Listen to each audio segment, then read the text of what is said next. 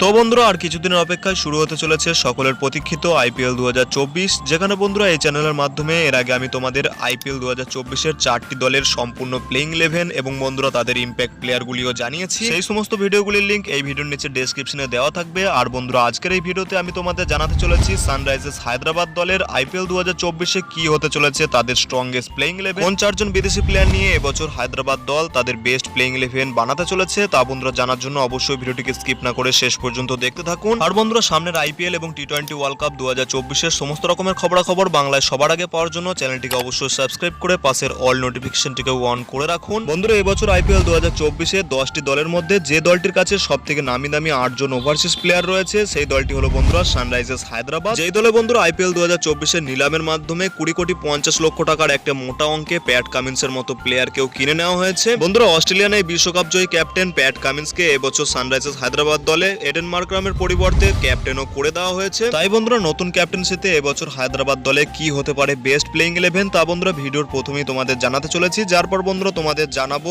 এর পাশাপাশি আইপিএল 2024-এ হায়দ্রাবাদ দলে কারা হতে পারেন ইম্প্যাক্ট প্লেয়ার এবং বন্ধুরা প্লেইং 11 ছাড়াও ভালো অপশন কোনগুলি থাকতে চলেছে হায়দ্রাবাদ দলের কাছে তাও বন্ধুরা তোমাদের এই ভিডিওতেই সমস্তটা জানাতে চলেছি। আইপিএল 2024-এর অকশনের মাধ্যমে এবছর হায়দ্রাবাদ দল অনেকগুলি বড় বিদেশি প্লেয়ারকে তাদের দলে কিনে নিয়েছে, যার ফলে বন্ধুরা তাদের বেস্ট প্লেইং 11 কিছুটা এমন হতে চলেছে যেখানে বন্ধুরা তাদের প্লেইং 11-এ ওপেনিং এ থাকতে চলেছেন ভারতীয় ডানহাতি ব্যাটসম্যান মায়াঙ্ক আগারওয়াল, যার সঙ্গে বন্ধুরা থাকতে চলেছেন ওপেনিং এ অস্ট্রেলিয়ান বাঁহাতি ওপেনার ট্রেভিস হেড। নাম্বার 3 পজিশনে এবছর হায়দ্রাবাদ দলের হয়ে খেলতে চলেছেন রাহুল ত্রিপাঠী, যার পর বন্ধুরা নাম্বার 4 পজিশনে এই দলে খেলতে চলেছেন গতবারের এই দলের ক্যাপ্টেন এডেন মার্করাম। যার পর বন্ধুরা প্লেইং 11-এ উইকেট কিপার ব্যাটার্স এর কথা বললে নাম্বার 5 পজিশনে খেলতে চলেছেন আরেকজন সাউথ আফ্রিকান প্লেয়ার হেনরিক ক্লাসেনের পর বন্ধুরা এই প্লেইং 11-এ লোয়ার অর্ডার ব্যাটসম্যান রূপে নাম্বার 6 পজিশনে খেলতে চলেছেন অভিষেক শর্মা। নাম্বার 7 পজিশনে প্লেইং 11-এ খেলতে চলেছেন এবছর এই দলের captain Australian Pat Cummins. Number 8 পজিশনে প্লেইং 11-এ থাকতে চলেছেন ভারতীয় স্পিন বোলিং অলরাউন্ডার ওয়াশিংটন সুন্দর। যার পর বন্ধুরা প্লেইং 11-এ থাকতে চলেছেন 3জন পেসার, যেখানে বন্ধুরা নাম্বার 9 পজিশনে অবশ্যই খেলতে চলেছেন ভুবনেশ্বর কুমার। নাম্বার 10 পজিশনে খেলতে চলেছেন ভারতীয় দুর্ধর্ষ গতির পেসার উমরান মালিক এবং বন্ধুরা নাম্বার 11 পজিশনে থাকতে চলেছেন টি নটরাজন। এই তো গেল বন্ধুরা আইপিএল 2024-এর জন্য সানরাইজার্স হায়দ্রাবাদ দলের বেস্ট প্লেইং 11। প্লেইং 11 ছাড়াও যদি দুজন ইম্প্যাক্ট প্লেয়ারের কথা বলা হয় সেখানে বন্ধুরা এই সিজনে হায়দ্রাবাদ দল যে ম্যাচগুলিতে প্রথমে ব্যাট করতে চলেছে সেই ম্যাচগুলিতে বন্ধুরা ব্যাটিং ইম্প্যাক্ট রূপে খেলানো হতে চলেছে ভারতীয় মিডল অর্ডার ব্যাটার্স আব্দুল সামাদকে। এছাড়া বন্ধুরা যে সমস্ত ম্যাচগুলিতে এবছর হায়দ্রাবাদ প্রথমে বল করতে চলেছে সেই সমস্ত ম্যাচগুলিতে বন্ধুরা হায়দ্রাবাদ বোলিং ইম্প্যাক্ট রূপে খেলাতে চলেছে ভারতীয় তরুণ স্পিনার মায়াঙ্ক মার্কান্ডেকে। এই তো গেল বন্ধুরা হায়দ্রাবাদ দলের আইপিএল 2024-এর জন্য বেস্ট প্লেইং 11 এবং বন্ধুরা দুজন ইম্প্যাক্ট প্লেয়ার।